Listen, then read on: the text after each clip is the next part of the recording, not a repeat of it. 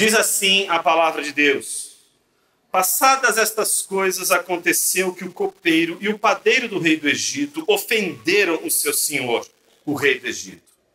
O faraó indignou-se contra os seus dois oficiais, o copeiro-chefe e o padeiro-chefe, e mandou prendê-los na casa do comandante da guarda, no cárcere onde José estava.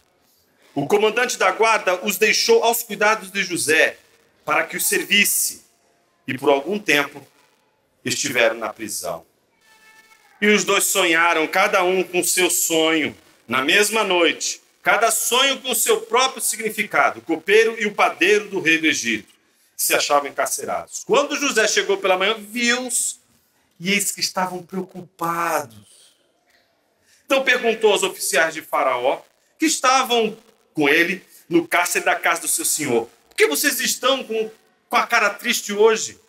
Eles responderam: tivemos um sonho e não há quem o interprete. José lhes disse: não pertencem a Deus as interpretações? Contem-me o sonho que tiveram. Então o copeiro-chefe contou o seu sonho a José. Ele disse: em meu sonho havia uma videira diante de mim, e na videira havia 3 ramos. Ao brotar a videira havia flores, e seus cachos produziam uvas maduras. O copo de Faraó estava na minha mão. Peguei as uvas e as espremi no copo de Faraó e entreguei a Faraó. Então José disse: esta é a interpretação do sonho. Os 3 ramos são 3 dias. Dentro de 3 dias, Faraó vai reabilitar você e reintegrá-lo no seu cargo. E você lhe dará o copo na mão dele, segundo o costume antigo, quando era seu copeiro. Porém, lembre-se de mim quando tudo lhe correr bem. Peço que você seja bondoso para comigo e fale a meu respeito com Faraó e me tire desta prisão. Porque, de fato, fui roubado das terras dos hebreus e aqui nada fiz para que me pusessem nessa masmorra. Vendo o padeiro-chefe que a interpretação era boa, disse a José: eu também sonhei, e eis que 3 cestos de pão branco estavam sobre minha cabeça. No cesto mais alto havia todo tipo de comida que um padeiro faz para Faraó, e as aves comiam o cesto que estava sobre minha cabeça. Então José disse: esta é a interpretação do sonho. Os 3 cestos são 3 dias. Dentro de 3 dias, Faraó vai mandar cortar sua cabeça e pendurá-lo numa árvore, e as aves comerão sua carne. No 3º dia, que era aniversário de nascimento de Faraó, ele deu um banquete a todos os seus servos. E no meio destes, reabilitou o copeiro-chefe e condenou o padeiro-chefe. Reintegrou o copeiro-chefe no seu cargo, no qual dava o copo na mão de Faraó, mas mandou enforcar o padeiro-chefe, como José havia interpretado. Porém, o copeiro-chefe não se lembrou de José. Se esqueceu dele. Oremos. Senhor Deus e Pai, que tua graça e misericórdia nos visite mais uma vez e que, sob a luz do teu Espírito, possamos entender o que a tua palavra tem a nos dizer nesta manhã. Assim oramos, no nome dele, teu Filho, Jesus o Cristo.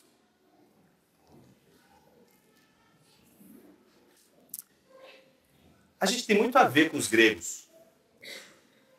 Parece que não, mas temos. Nossa relação,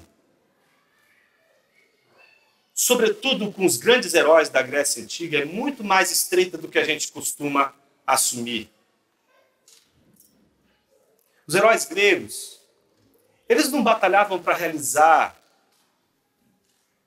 uma imitação profunda de outros heróis que eles julgavam ser maravilhosos.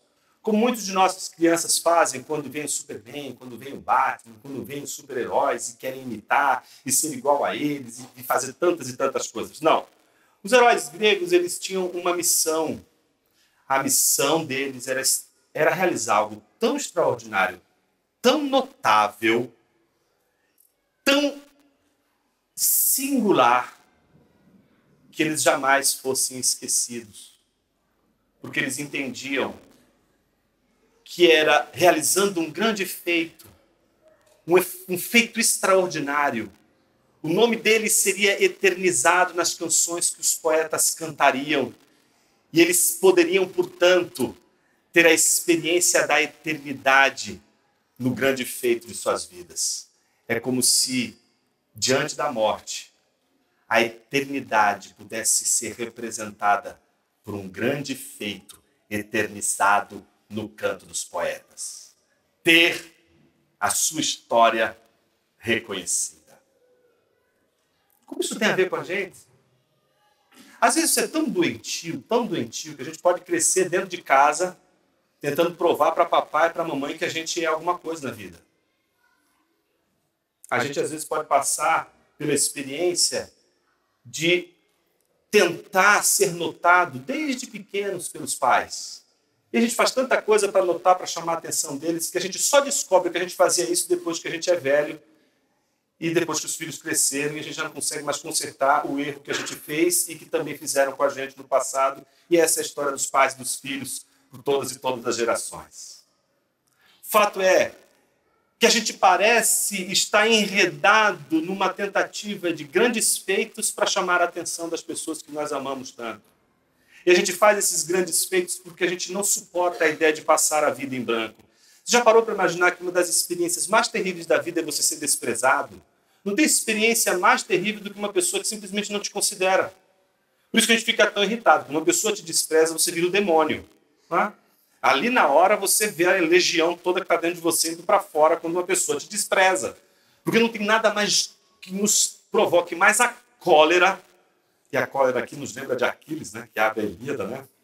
Dizendo, olha, vamos cantar a cólera de Aquiles, né? A ira por aqueles que não reconhecem, não nos reconhecem, não reconhecem os nossos feitos. Isso vale para os pais dos filhos que querem chamar a atenção dos seus pais, vale para um aluno que você que é professor, que vai fazer alguma coisa extraordinária para querer chamar a sua atenção, vale para você no trabalho, quando você faz alguma coisa e percebe que ninguém nota. E no seu caso, o chefe notar é extremamente importante, porque vem um aumento no final do mês, então você faz coisas extraordinárias porque você quer ser notado e percebe que justamente aquele que menos trabalhou é notado por o uso de dons não tão poderosos como os seus, porque os seus objetivam o trabalho. O do colega que foi notado objetiva nada mais nada menos do que bajular o chefe. Então, diante do esquecimento, você fica mal. Como assim? Eu trabalhei. Eu fiz por onde? Por que eu não fui notado? Isso acontece na igreja. Sabe? O pastor não me notou. Estou fazendo tudo isso aqui. Eu estou há anos e anos servindo nessa igreja. O pastor não prestou atenção, não viu que eu estou aqui servindo. Ou então, num grupo de oração da igreja, quando a gente fazia isso há séculos atrás, quando as pessoas naqueles tempos idos se reuniam para orar e lembravam que tinham que orar uns pelos outros, naquela época, muito pregressa, as pessoas começavam a se perguntar, puxa vida, por que não me lembraram? Por que não lembraram de mim na oração? Estou passando por tantas aflições, por tantas dificuldades, ninguém orou por mim, a igreja ninguém. Estou passando por uma tempestade. Um membro da igreja não ligou para mim, não mandou uma mensagem, era só um WhatsApp, é tão rápido, manda só a mãozinha, já resolve para mim, eu já estou... Para quem não tem nada, a mãozinha é tudo, manda a mãozinha e está resolvido, mas nem a mãozinha me mandam. Então o sujeito se sente mal, ninguém lembrou de mim. Não é à toa que a pior de todas as experiências é a dos pais mesmos, né? Tanto é que isso vira até título de filme, né? Década de 90 tem o Esqueceram de Mim, que é o sujeito que realiza a catástrofe que todos, né, têm medo de que aconteça algum dia, de que os próprios pais, próprio pai, a própria mãe se esqueça de quem é você, de sua história. Como a gente precisa dessas lembranças, parece que essas lembranças são importantes. Então a gente vai buscando realizar grandes feitos para a gente se eternizar.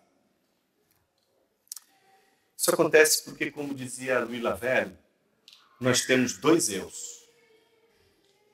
Um eu que precisa ser lembrado e um eu que precisa ser esquecido. O eu que precisa ser lembrado é o eu que nós realmente somos e não conhecemos. É o eu real, aquele que Deus conhece e que nós desconhecemos. Esse precisa ser lembrado, esse precisa ser conhecido. Mas existe um outro eu que precisa ser esquecido, que precisa ser preterido. É o eu que a gente acha que é. O eu que a gente fantasia. O eu que a gente inventa. E que nas nossas histórias internas sempre está dialogando com esse eu oculto. Na época do Orkut, eu defini a validade aqui, né? Tinha um grupo lá que eu adorava. Era o único grupo que eu fazia parte. Eu amava aquele grupo, né? Eu falo sozinho. Quem aqui foi desse grupo? Não precisa levantar a mão, não precisa passar essa vergonha. Deixa eu passar sozinho, mas eu já vi que você passou. Vamos trocar figurinhas depois. Mas enfim, eu amava esse grupo porque ele é o grupo que fala de pessoas que têm mania de falar sozinho, de estar na rua e conversar, bater mau papo. Tá no chuveiro, tá conversando, chega a falar alto. Eu sei que algumas pessoas não são dadas à loucura, essa loucura é só para algumas pessoas, né? Mas enfim, a gente costuma falar sozinho. Mas se você não fala sozinho, você sonha seu ordinário, sua ordinária. E quando você sonha sobre você mesmo, a pergunta que eu te faço, quem é que está sonhando você? Agora deu tela azul, né? Fica pensando nisso durante um monte de tempo da sua vida aí. Porque o que eu estou dizendo para você não é outra coisa senão que você conversa com você o tempo todo. Tanto é que você não pode dizer assim, veja, um eu com raiva do outro eu dizendo, não quero mais falar com você, estou de mal, não falo com você durante uma semana. Você não consegue, você vai ter que suportar esse desgraçado que vive dentro de você a semana inteira. Porque você tem que conversar com você o tempo todo, você fala com você o tempo todo. E você cria uma imagem de você. E essa história de você ser tão importante, de você ser a pessoa mais incrível do mundo, e que você alimenta todos os dias, né? Como se fosse aquele bichinho do Pac-Man, comendo todas as informações que você está dizendo. A década de 80 está forte aqui hoje. Então você vai comendo todas as informações, devorando todas as informações e dizendo exatamente assim, eu sou um cara legal, eu sou um cara bacana, eu sou isso, eu sou aquilo, eu faço, aconteço, etc. E esse eu precisa ser esquecido. Esse eu não é você. Esse eu não é você. Por isso a pergunta mais importante é quem é você? De verdade. Esse eu esquecido. Esse eu mergulhado numa treva profunda. Esse eu que não é o herói. Esse eu que não tem de realizar um grande feito. Porque é este eu, a donzela lá na torre do castelo precisando ser salvo. Este eu que não tem herói, não é a personagem, a missão dele não é ser herói. A missão dele não é salvar, é ser salvo. É com este eu que temos que lidar hoje. É este eu que tem que ser examinado hoje. É este eu que precisa ser lembrado hoje também. E o sermão de hoje, o texto bíblico de hoje, nos ajuda a pensar muito sobre esse eu hoje. E de que maneira ele nos ajuda a pensar esse eu hoje? A pensar o que deve ser lembrado e o que deve ser esquecido. Nós estamos estudando a história de José.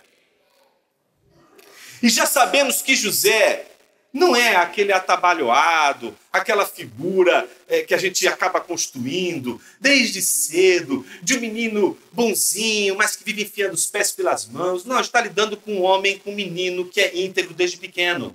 Aquela imagem que te venderam na igreja, às vezes, né, de um José que estava ali, mas que abria a boca demais e por isso era uma pessoa muito ruim. Deixa isso de lado. Lembra de Jó? Mesma coisa, Jó é um paradigma de integridade tanto quanto José. Eles precisam desses paradigmas. E José é um paradigma de integridade. Não tire a integridade que o próprio Deus deu a José.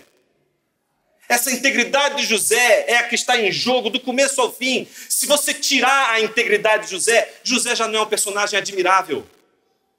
Tudo aquilo que faz José ser interessante é justamente o fato de ele ser íntegro. De ele, desde o início, ser íntegro, de ele ser inteiro.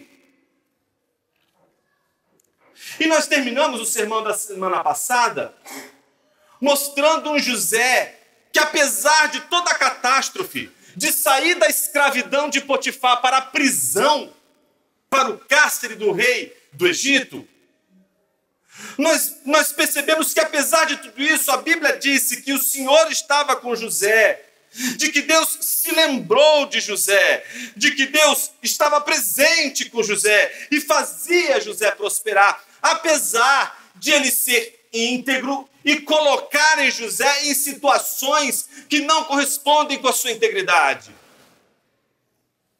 O texto de hoje ele é a continuação do que foi trabalhado na semana passada. E o texto pode ser dividido em 4 grandes sessões importantes aqui. A primeira sessão, do versículo 1 ao 4, reflete a ira de Faraó. E ela combina com a última sessão, que é a 5ª sessão, que vai do versículo 20 a 23, que é o juízo de Faraó. Então o texto abre com a ira de Faraó e termina com o juízo de Faraó. E no meio, entre a ira de Faraó, versículo 1 a 4, e o juízo de Faraó, versículo 20 a 23, nós temos a segunda parte do sermão, a aflição do copeiro e do padeiro, dos versículos 5 a 8, a interpretação do sonho do copeiro, do versículo 9 a 15, e a interpretação do sonho do padeiro, dos versículos 16 a 19. Vamos abordar cada uma dessas partes agora. Começando com a primeira, a ira de Faraó. Os versículos 1 a 4 mostram que, passadas estas coisas, aconteceu que o copeiro e o padeiro do rei do Egito ofenderam seu senhor. Passadas estas coisas. Veja, aqui já tinham se passado por volta de 10 a 13 anos. Então, se você estiver comparando com a história anterior que nós estudamos, que é o de Tamar e de Judá, tá ali, ó. A tensão está acontecendo dos dois lados ao mesmo tempo.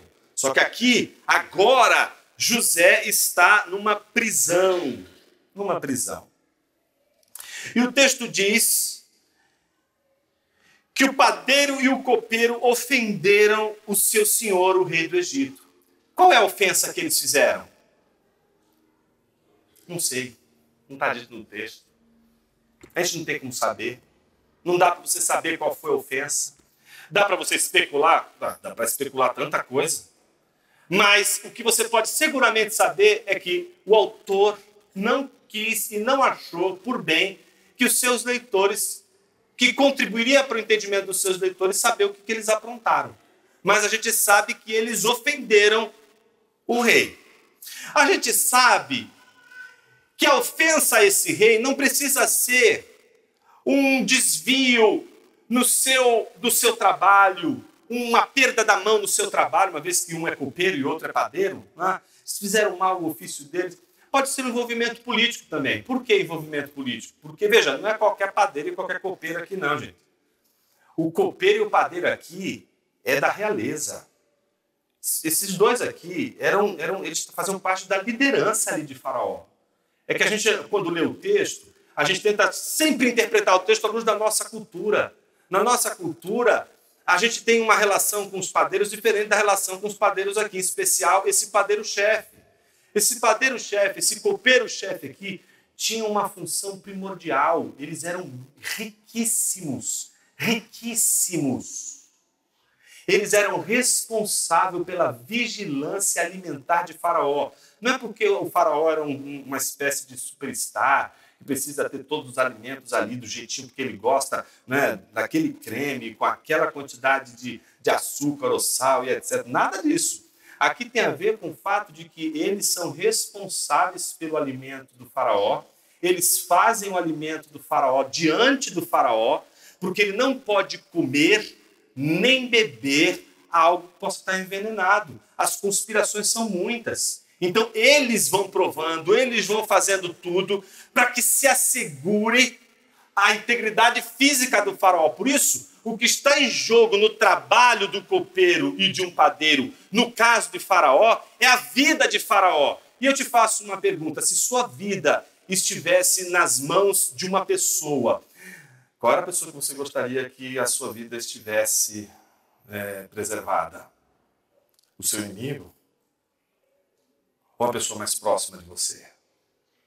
Você entregaria a sua vida para uma pessoa que você não confia? Você entregaria todos os seus, aquilo que você concebe de mais precioso para uma pessoa que você não confia? Claro que não. Você entrega algo importante para pessoas de confiança. Então, o que você tem aqui? 2 cargos de altíssima confiança. E você já sabe, que você vem acompanhando a história de José, que de confiança José entende. Ele é confiável. Ele é confiável com seu pai, Seu pai confia unicamente nele, não confia nos outros irmãos, sabe que os outros irmãos falham no caráter, mas Jacó sabe que José é íntegro. Na casa de Potifar, ele alcança a confiança de Potifar, porque ele é confiável, ele confia os seus bens, confia a administração da sua casa a José. José é alguém confiável. José sabe o que é ter um cargo de confiança e sabe o que acontece quando o chefe não está satisfeito com o trabalho. Ainda mais um trabalho de confiança. E que um trabalho de confiança, ele é um trabalho muito invejado. A gente não sabe se eles são vítimas de uma conspiração. A gente não sabe o que realmente aconteceu, mas o que a gente sabe é que Faraó mandou eles para a prisão. E a gente sabe que pessoas podem ir para a prisão não merecendo a prisão. Porque a gente acabou de ler um José que foi parar na prisão, sabendo todos nós que ele era confiável e que ao mesmo tempo aquela prisão ele não merecia. Sabemos pela própria história que o narrador oferece para a gente que José era confiável e mesmo assim ele estava na prisão. Então o autor está fazendo a gente pensar o seguinte: ora, você não sabe se esses dois são confiáveis ou não. Você não sabe também se eles são confiáveis e se eles foram colocados na prisão por uma conspiração contra eles. A única coisa que você sabe é que eles eram de um cargo de extrema confiança e que assim como Potifar mandou José para a prisão, assim também Faraó mandou esses copeiros para a prisão. Portanto, ele sabe a angústia daquele padeiro e a angústia daquele copeiro. Ele sabe o que é parar numa prisão. Então, o primeiro movimento do texto é mostrar a ira de Faraó, condenando o copeiro e o padeiro à prisão. E nessa prisão, o texto é claro em dizer, não é um Faraó que estava com dúvida e mandou para a prisão. Era um Faraó irado, como Potifar estava irado. E a gente não sabe que tipo de ira é a ira do Faraó. Se é o mesmo tipo de ira que a gente viu na semana passada de Potifar, que está irado com o fato de que ele sabe que José é confiável e que a esposa dele não é. A gente não sabe, a não ser que Faraó manda eles para a prisão sob intensa ira. E a ira é contra os seus dois oficiais. Manda-os prender na casa de quem? Do comandante da guarda. Quem é o comandante da guarda? Potifar. Então, primeira coisa importante, a gente está vendo a mão providencial de Deus governando todas as coisas. Justamente, dois cargos de confiança de Faraó vão parar justamente na mesma prisão onde José está. Coincidência, não? O versículo 4 termina dizendo: o comandante da guarda os deixou aos cuidados de José. E aí ele termina dizendo o quê? Olha só, assim como ele ganhou a confiança de Jacó, pela sua integridade, e ele ganhou a confiança de Potifar por sua integridade, agora na prisão ele ganha a confiança do chefe do cárcere. Ou seja, a Bíblia está mostrando para a gente, ao contrário do que foi Jacó, ele está mostrando um José na linhagem de Jesus, na linhagem do povo da aliança, que é coberto de integridade, que é altamente confiável. Essa confiança aparece justamente no versículo 4, quando o comandante da guarda deixa os cuidados de José para que os servisse. E por algum tempo estiveram na prisão. O que é curioso é que essa palavra prisão, a gente não consegue perceber isso no português, mas no hebraico é a mesma palavra para poço. É a mesma palavra para designar o José que estava no poço. Agora está designando os dois também no poço e José também no poço, ou seja, nessa prisão. Ou seja, o contexto é um contexto de prisão. Agora José, que é confiável, está lidando com aqueles que um dia tinham a confiança de Faraó, que tinham posições nobres e que por ser um cargo extremamente político, porque eles haviam também, neles havia a possibilidade de aconselhar o rei se aconselhava com um copeiro, se aconselhava com um padeiro, porque ele está cuidando da vida dele. Não pode ser uma pessoa não confiável. Então ele vai ouvir o conselho dos copeiros, vai ouvir o conselho do seu padeiro-chefe, com certeza. É um cargo de confiança. A gente não sabe quais foram os motivos políticos, provavelmente, que fizeram eles pararem onde eles estão, ou o que eles fizeram de errado, mas a gente sabe que José tem consciência de que aqueles dois cargos são cargos de confiança de Faraó, e ele sabe muito bem o papel que aqueles cargos exercem de influência nas decisões de Faraó.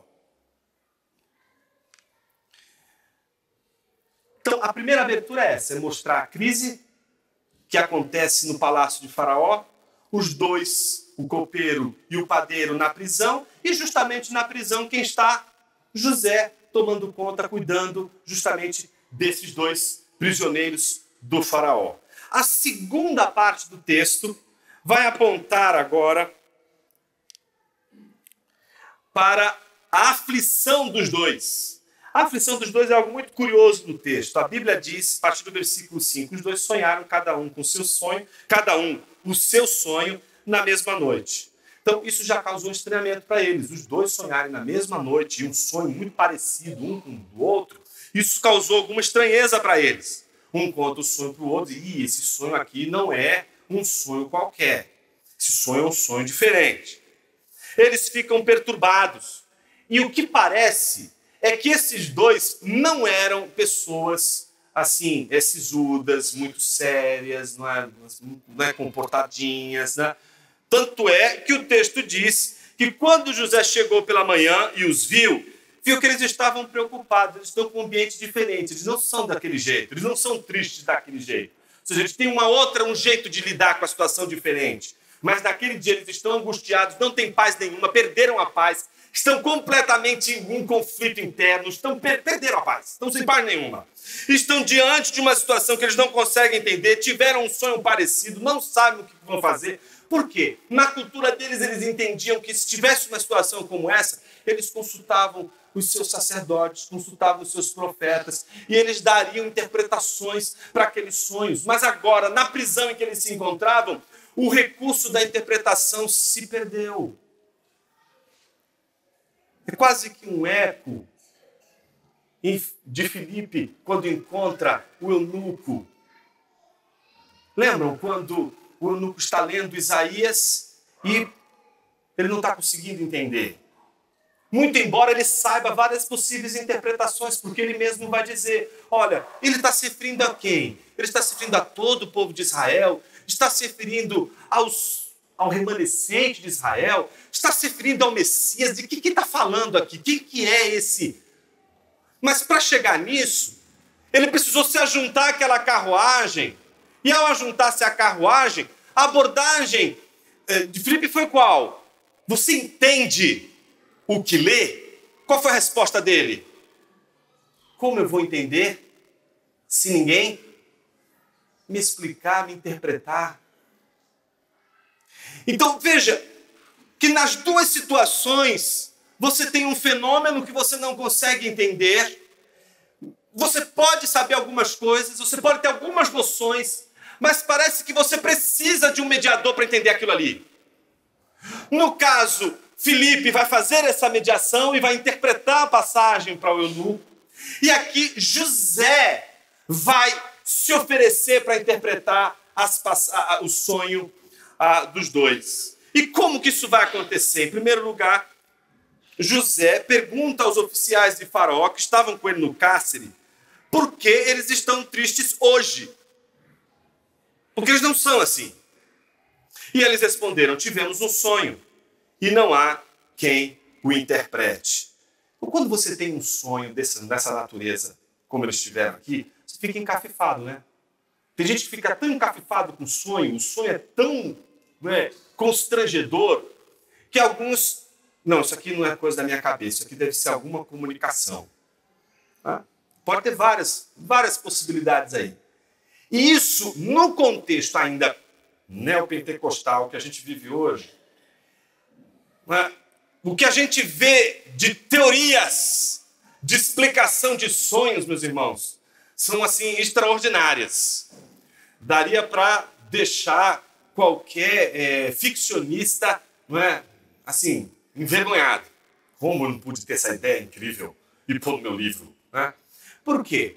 Boa parte das nossas maneiras de lidar com os sonhos, elas partem não da maneira como as escrituras explicam os sonhos, mas da maneira pagã, a maneira pagã, sincrética de lidar com o sonho. Eu tive alguma coisa, um arrepio, acho que aconteceu alguma coisa. A gente não pode negar que a gente tem uma experiência cultural, uma enormidade de simbologia e de experiências sensoriais que fazem a gente confundir as estações. E aí, de repente, você é um evangélico, mas a sua mentalidade é de uma, de uma religião mais animista. Faria mais sentido se você estivesse vivendo, talvez, na Índia, talvez em um outro contexto, porque parece que a interpretação que você está dando para tudo aquilo é tudo, menos o que a Bíblia está dizendo. Isso ganha um reforço quando a gente encontra no texto passagens como essa, como alguém com um sonho estranho e um escolhido, um eleito, predestinado, interpretando sonhos. De maneira oracular. Esta é a interpretação. Assim diz o Senhor. Né? E aí, numa fórmula extremamente oracular, desvenda os sonhos como se fosse uma espécie de intérprete místico dos sonhos terríveis, assustadores que a gente tem. Acontece aqui uma coisa muito diferente. E eu queria gastar um tempinho meditando com vocês sobre isso. Os dois sonham. Eles estão perturbados com sonho. E até aqui, todos nós aqui podemos identificar experiências de sonhos que a gente teve que de alguma forma nos perturbou. E a gente ficou o dia inteiro perturbado com o sonho. Então eles responderam, tivemos um sonho e não há quem o interprete. E aí José diz algo importante para a gente. O que José diz? Não pertencem a Deus as interpretações? Isso não é significativo? E se todos os profetas que se dizem profetas, que falam em nome de Deus, que dizem revelações e etc., dissessem que as suas revelações, as suas interpretações procedem de Deus? Esse é o grande problema nosso, né? Imagina se a gente está numa assembleia aqui da igreja. Estamos numa assembleia. Né? E a gente quer decidir uma questão X. Uns acham que tem que ser azul. Outros acham que tem que ser verde. E aí está todo mundo deliberando as coisas racionais. Aí chega um irmão abençoado no meio da congregação e diz assim, eis que Deus falou comigo, tem de ser verde. Cuidado. Pode ser o pastor da sua igreja. Ele pode chegar e dizer com toda a força retórica dele, tem de ser verde porque Deus assim falou. Acabou a conversa, né? Deus falou, quem vai discutir com Deus? Eu não vou discutir, você vai? Então, é assim que acaba uma assembleia de igreja. A assembleia de igreja acaba quando as pessoas dizem assim, Deus falou. E aí não abrem a Bíblia. Elas não dizem o texto bíblico, não interpretam o texto bíblico, não dizem o que Deus está dizendo na Bíblia. Elas dizem, Deus falou comigo, tem que ser verde. Eu tive um sonho essa noite. E sonhei a igreja toda verdinha, verde e branco. Assim, toda ela verde e branco. Só faltava ter o hino. E vem com toda aquela artimanha. Deus falou comigo. Meu irmão, para com isso, sai dessa. Sai dessa, isso é manipulação. Mas Jonas, então você não acredita que Deus fala? Meu irmão, eu acredito. Eu acredito que Deus fala. Eu acredito que Deus é poderoso. Quem sou eu para dizer que Deus não pode fazer alguma coisa? Tem experiências de missionários que dizem que encontraram tribos que já tinham ali uma porção do evangelho, como que ninguém chegou ali. De repente um diz, olha, Jesus apareceu para a gente e falou o evangelho. Meus irmãos, se você perguntar para mim, racionalmente, para minha razão, eu falo, irmão, eu não entendo. Por isso que eu escrevi uma inteligência humilhada. Tem coisa que a gente não vai entender. Tem coisa que você vai, do que eu não sei, eu não vou falar. Mas eu também não vou dizer que Deus não faz. Eu não vou dizer que Deus não... Deus é Deus e ponto final. Mas uma coisa eu tenho certeza, meu irmão. Que o que as pessoas usam do nome de Deus para o que Deus não está falando, Deus não está dizendo, é brincadeira. Então, por isso, meu irmão, Deus te deu um critério. Para você não cair nisso, Ele te deu um critério que José não tinha. A Bíblia. Isso faz tanta diferença. Então, todas as vezes que você se comparar com José, primeiro, se pergunte se você é íntegro como ele. Segundo, ao se comparar com José, pergunte assim, mas ele não tinha a Bíblia, né? Ele não tinha igreja, né? Era outra história, né? Era outra história. Você quer ficar também lá no poço? Quer trabalhar também para Potifar? Quer ser escolhido para fazer o que ele fez? Então, quando você fizer esse tipo de comparação, em primeiro lugar, porque só um pode ser comparado com José. É Jesus. Deixa para o final. Você ia em outro lugar. A gente está em outra situação. Deus nos deu a Bíblia. E quando Ele nos dá a Bíblia, a gente tem tudo o que a gente precisa para interpretar não só a própria Bíblia, mas o mundo todo. A Bíblia é o meio pelo qual a gente interpreta tudo. É pela Bíblia que você vai interpretar uma profetada. Sabe aquele irmão que disse, olha, eu tive um sonho com você. E qual foi o sonho? Sonhei que você abandonou sua esposa. Ah, é? Como foi esse sonho? Abandonou sua esposa. Mas como assim esse sonho? Explica para mim. Não, Deus falou comigo. E falou comigo que a sua esposa vai se casar com outro homem. É mesmo? Com outro homem? É.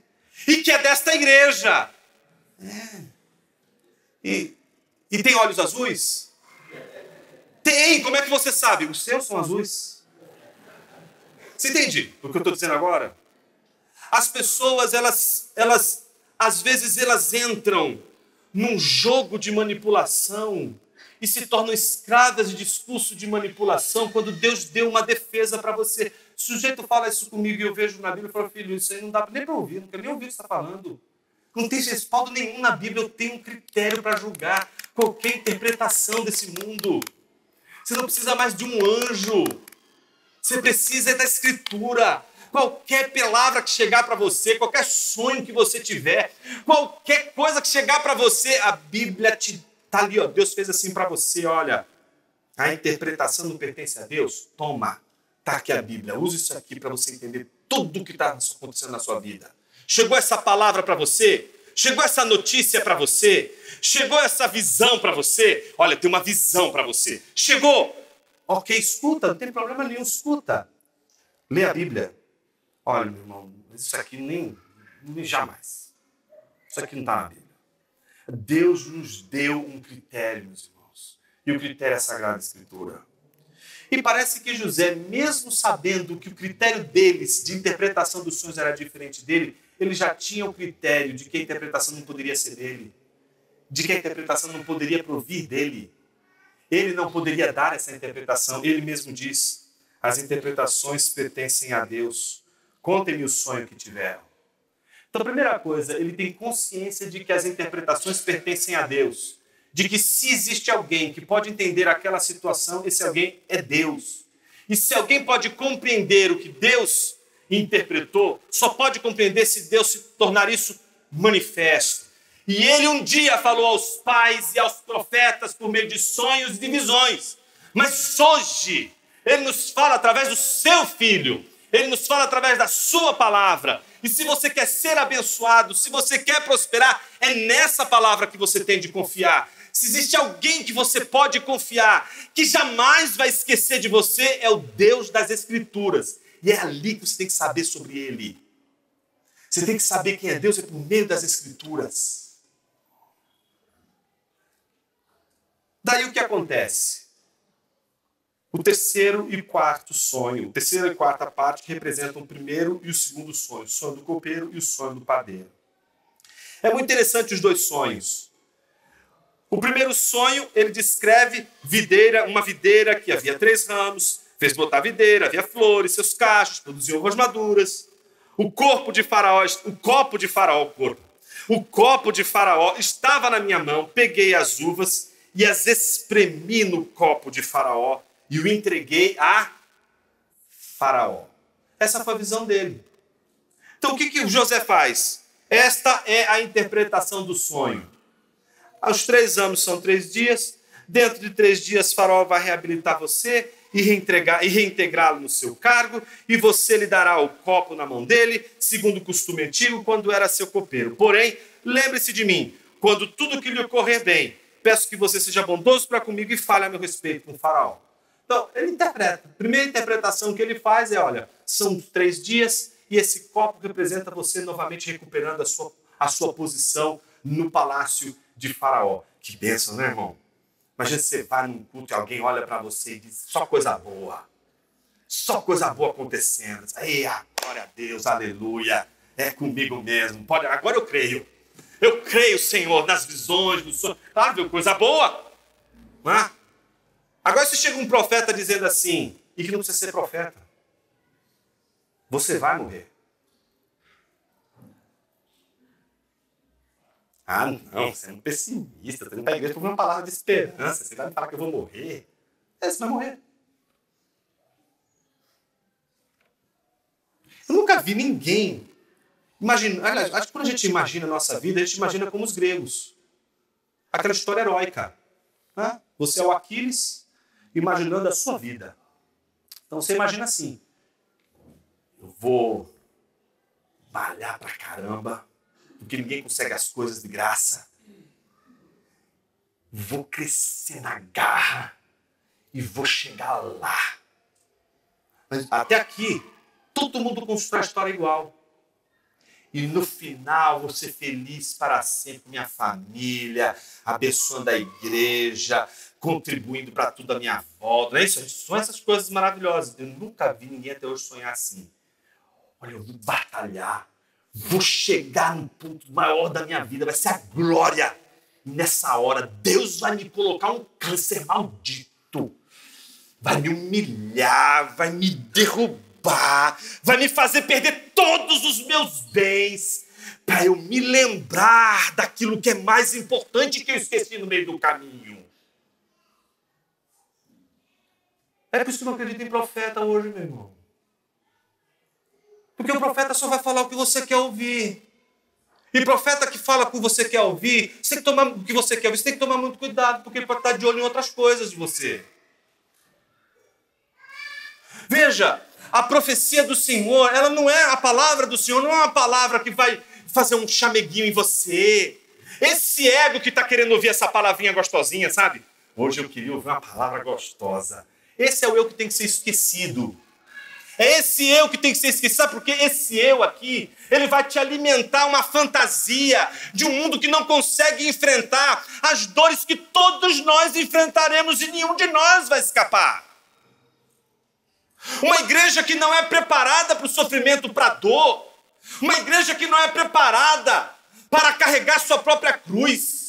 Uma igreja que não é preparada para honrar e testemunhar o nome de Jesus, não importa as dificuldades, não importa se está no poço porque foi lançado pelos irmãos, não importa se foi lançado como um escravo com Potifar, não importa se foi parar numa prisão por injustiça, permanecer fiel ao Senhor. Essa formação, isso aqui, meus irmãos, a gente não ganha com profetada. Prova disso. O segundo sonho é curioso, porque está lá do lado o crente vendo aquela palavra de bênçãos. Cara, eu vou nessa igreja também. Essa igreja, o cara falou isso, eu vou lá também. Aí o sujeito vai lá vendo o padeiro, versículo 16. Que a interpretação era boa. Pô, não é isso que eu preciso, porque eu olho para a minha visão aqui e eu estou vendo que eu vou perder a cabeça aqui nessa história. Então ele diz, eu também sonhei, e eis que 3 cestos de pão branco estavam sobre minha cabeça, no cesto mais alto havia todo tipo de comida que um padeiro faz para Faraó, e as aves comiam do cesto que estavam sobre a minha cabeça. Até aí parece semelhante ao sonho do copeiro. Mas então José diz, esta é a interpretação dos sonhos. 3 cestos são 3 dias, dentro de 3 dias, Faraó vai cortar sua cabeça, vai pendurá-lo numa árvore, as árvores comerão sua carne. Deus te abençoe, meu irmão. Vai com Deus. Eu quero ver profeta assim na igreja. O cara quer ser igual José. Quer dar profecia boa. Eu quero ver um cabra desse dar uma profecia dessa. Meus irmãos, a gente não consegue fazer disciplina na igreja por causa disso. Vou dar um exemplo. A gente estava conversando hoje na aula aqui. A gente, veja, se é para disciplinar o irmão da igreja que está em pecado, mas assim, olha, irmão, você tem que consertar isso. Pô, mas se ele é seu cunhado? Cunhado, difícil. É meu filho. Difícil. Então, é mais fácil a gente discutir a cor, né? Melhor verde, melhor azul. Que tapete que a gente põe na igreja? Tá precisando arrumar o banheiro, precisa fazer tanta coisa, a gente tem que arrumar as estruturas da igreja. Por quê? Você tem de falar para com quem você convive o que realmente a palavra está dizendo. Não é fácil, meus irmãos. Não é fácil. Por isso que é muito mais fácil, você tem muito mais, é muito mais convidativo você dar uma palavra gostosinha, que todo mundo vai sair, ai, que palavra boa, só disse eu vou vencer, eu vou ser. Mas você nem precisava ir para a igreja, só você tem um monte de livro ali na prateleira da livraria que você pode encontrar, vai ter tudo isso. Então aí a gente fica afagado, fica feliz da vida, tá tudo bem. Mas o Deus que fala, não é um Deus que simplesmente traz notícias como traz as notícias do copeiro. Às vezes tem notícias drásticas, terríveis, como, por exemplo, a notícia de que há um inferno e que nem todo mundo vai para o céu. É mais fácil ser profeta do que pregar o evangelho, que diz que só vai para o céu aqueles que creem em Jesus Cristo, que existe uma coisa chamada inferno, e que não existe essa coisa de todo mundo ser salvo no final, e de que tem uma palavra de Deus dizendo, estes vão para o céu, estes vão para o inferno. Dizer isso hoje, na nossa cultura, é quase que pedir para ser cancelado, para ser perseguido, para fazer tudo que você puder imaginar, vai acontecer. Esse texto aqui já está mostrando para a gente o quanto o discurso de Deus não é um discurso descomprometido com a justiça. O que aconteceu aqui foi com Faraó. Há alguém injustiçado, e é o copeiro. E há alguém que realmente cometeu um crime, e é o padeiro. E este crime não aconteceu dentro da casa, dentro da igreja, aconteceu fora. E o que esse texto já está dizendo para os seus leitores originais? Que a justiça divina não contempla só os problemas do seu povo, mas a justiça de Deus se manifesta para além do arraial do povo de Deus. Deus vai se incomodar com a injustiça dentro da casa de Faraó. Deus se incomoda com a injustiça fora das quatro paredes de nossa igreja. Por isso que pregar o evangelho hoje é tão difícil, porque já é difícil pregar dentro da igreja. Nós já não suportamos a pregação do evangelho dentro da igreja.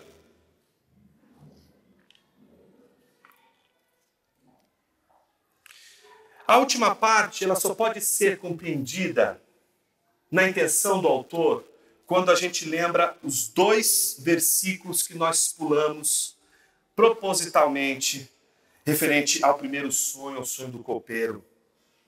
Se você lembra, depois dele dar toda aquela palavra de bênção para o copeiro, né, que vai acontecer isso e aquilo, na mesma hora José diz o que para ele? Aí a estratégia de José, né? Sabendo que ele vai voltar para a casa do faraó, ele diz, olha, lembre-se de mim quando tudo lhe correr bem. Peço que você seja bondoso para comigo e fale a meu respeito com o faraó e me tire mais uma vez. Mesma palavra que serve para poço, serve para essa prisão. E aí ele diz, porque de fato fui roubado da terra dos hebreus e aqui nada fiz para que me pusessem nessa masmorra. Preste atenção no que eu vou te dizer agora. A gente está trabalhando um tema que tangencia o tema mais importante de toda a narrativa de José. Toda a narrativa de José é Deus trabalhando com José para ele perdoar. Vocês percebem isso? Que desde que os irmãos venderam ele não vai conseguir perdoar os seus irmãos enquanto todo esse trajeto não for cumprido. Deus está trabalhando José para perdoar. Perdoar os seus ofensores. Perdoar os seus agressores. Perdoar aqueles que lançaram injustamente para fora do seu povo, que o lançaram no cárcere, tudo injustamente. Então José está assim, ó. Deixa eu dizer para você, José está assim, ó. Eu estou nessa igreja há muito tempo. Sou íntegro, fiel. Não merecia Deus me tratar desse jeito. Não merecia passar por isso. Não merecia... Entende? E ainda mais, Deus diz assim, mas você vai ter que perdoar. Porque a sua vitória está nesse perdão. Tudo aquilo que você quer, tudo aquilo que você tanto deseja, tudo aquilo que um dia você sonhou, tudo aquilo que na casa do seu pai você sonhou, para acontecer, antes você vai ter que perdoar. E perdoar é assimilar o prejuízo. É aceitar o golpe, não querer a retribuição, não querer receber em troca. É assimilar o prejuízo e dizer, eu queria de volta. Então Deus está trabalhando isso com José. E a gente vai perceber no discurso de José, me mandaram aqui, eu estou aqui injustamente. Deus está trabalhando com José. Mas José, ao mesmo tempo, está querendo o quê? Se livrar da prisão. Óbvio, né, meus irmãos? Eu não estou dizendo aqui para você o seguinte, nossa, Jonas, a pregação de hoje foi tão boa que eu vou começar a orar pedindo para Deus me dar tribulação. Senhor, me dá uma tribulação, me dá um poço, me dá uma prisão, eu preciso... Eu não estou dizendo para você sair daqui orando, dizendo assim, fazer uma campanha dos 7 dias para como ser atribulado por Satanás por 24 horas. Não é isso. Não é isso.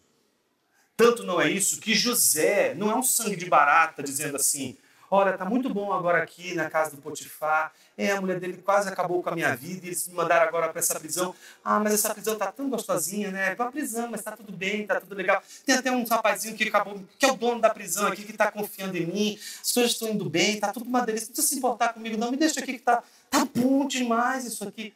Não é, José. O Evangelho não está dizendo para você assumir o coitadismo, assumir a tribulação e a aprovação como algo bom. O Evangelho está dizendo para você mentir, para você dizer a tribulação é uma delícia. O Evangelho está para colocar os pingos nos is. A tribulação é dolorosa, mas ela tem um fim. Ela tem um porquê. Ela tem uma razão. E sem ela, não tem deleite. Porque é como a cruz de Jesus. Não há ressurreição sem morte. Não há possibilidade de provarmos do que Jesus fez sem ele morrer. Ele pede para que seja lembrado. E aí, a última parte, justamente conforme José tinha proferido, era justamente aniversário de Faraó, ele deu um banquete a todos. Que coisa curiosa, né? No dia do julgamento, um banquete. No dia do julgamento, uma mesa.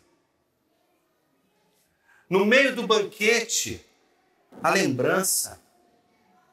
Hoje é o dia de Faraó. Estão lembrando o dia de Faraó? Estão lembrando o grande ser que ele é? E no mesmo dia do banquete, no mesmo dia em que se lembra, que se traz à memória, ao juízo. No dia do banquete, alguns vão participar daquele banquete, outros não. Um deles é o copeiro, mas o que não vai participar é o padeiro. Mandou enforcá-lo. E como José havia dito, reabilitou o copeiro-chefe, que passa a servi-lo com um copo de vinho.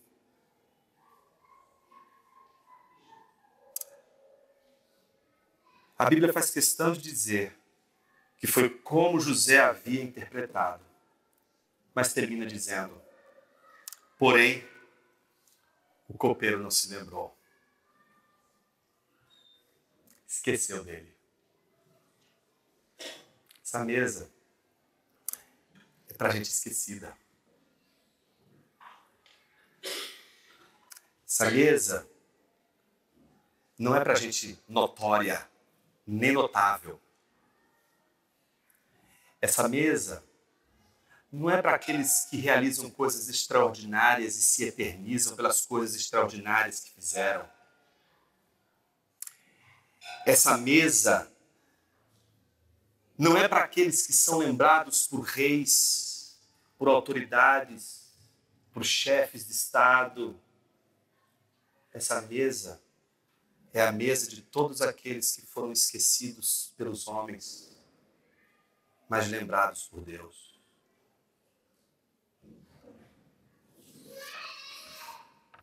Alegrem-se, ó céus, exulte, ó terra, e vocês, montes, cantem de alegria, porque o Senhor consolou o seu povo e se compadece dos seus aflitos. Mas Sião diz: o Senhor me abandonou, o Senhor se esqueceu de mim. O Senhor responde: será que uma mulher pode se esquecer do seu filho, o filho que ainda amamenta, de maneira que não se compadeça do filho no seu ventre? Mas ainda que esta mãe viesse a se esquecer dele, eu, porém, não me esquecerei de você.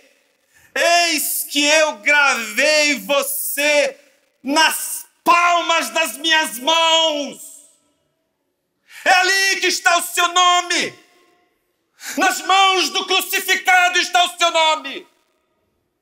A lembrança de quem você é não está no seu dinheiro, não está na sua fama, não está na sua notabilidade, não está em você ter feito algo extraordinário, não está na lembrança dos homens, não está no fato de que as pessoas se lembram de você, mas está no seu nome gravado nas mãos do Filho de Deus no madeiro, que é Deus dizendo a seu povo que ainda que a sua mãe te esqueça, você no ventre dela, ainda assim eu não me esquecerei de ti. Essa é a mensagem do Evangelho.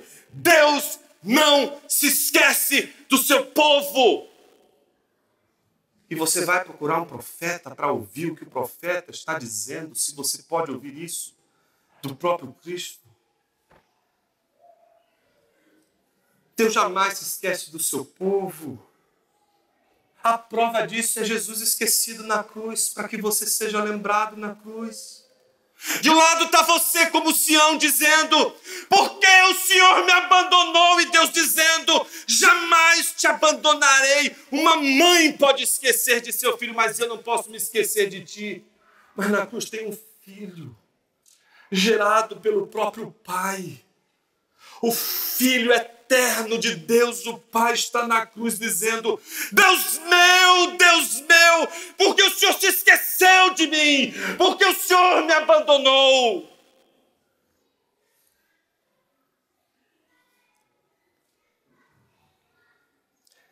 Para que você fosse lembrado, era preciso que Jesus fosse naquele momento esquecido pelo Pai.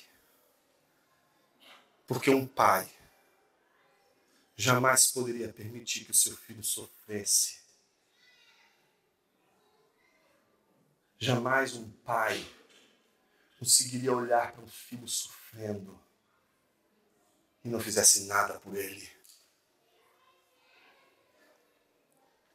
Se Deus dá o silêncio a Jesus, é porque algo O pai lembrou. E é algo que nem o pai e nem o filho esquecem. Os não notáveis, os despercebidos, o seu povo, que é como um lírio do campo, que cresce sem ser notado pelos homens, mas cresce.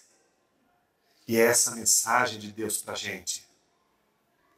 Você acha que sua espiritualidade, que a sua vida depende da observação dos homens? Você acha que você cresce porque os homens observam você?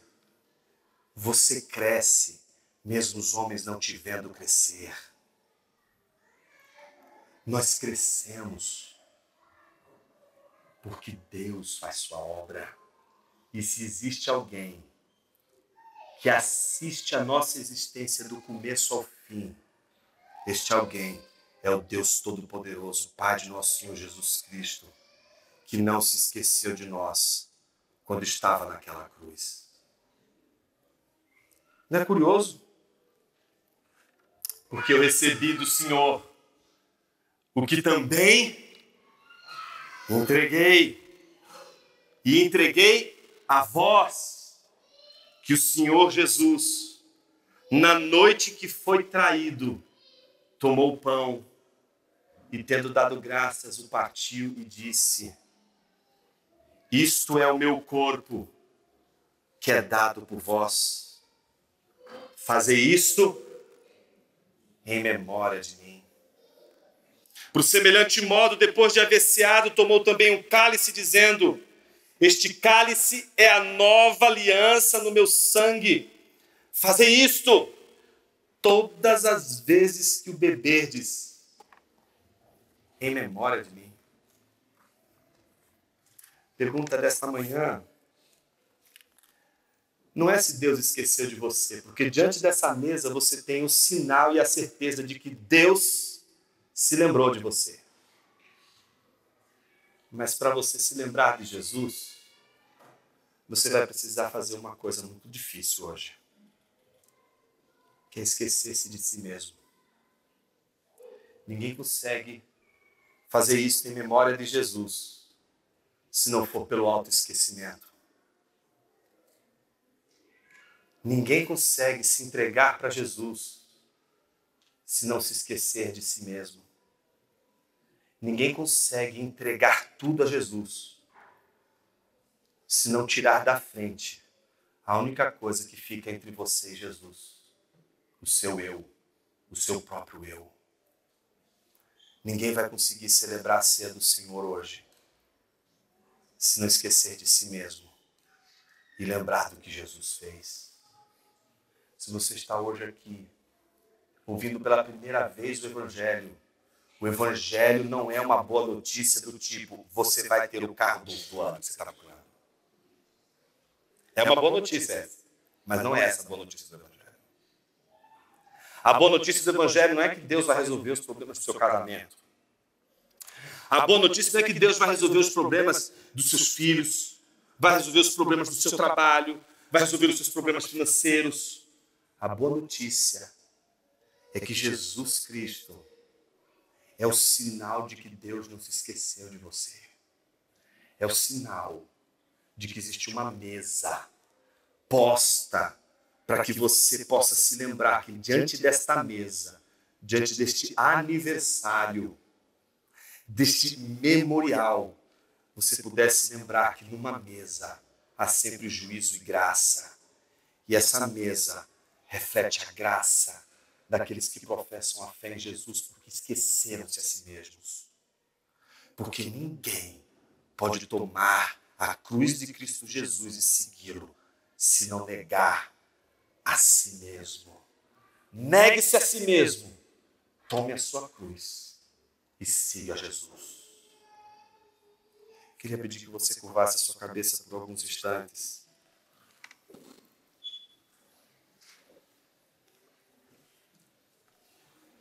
Talvez você tenha tantas questões, tantos senões, tantas dúvidas agora, tantas questões estão pululando dentro de você.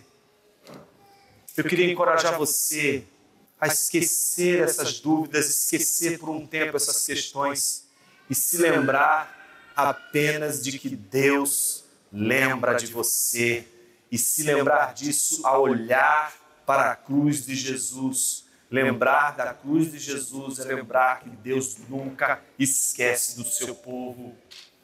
Não importa se você está passando pelo momento mais triste da sua vida, Deus está com você. Não importa se você está passando o momento mais feliz da sua vida, Deus está com você. Ele não se esquece do seu povo.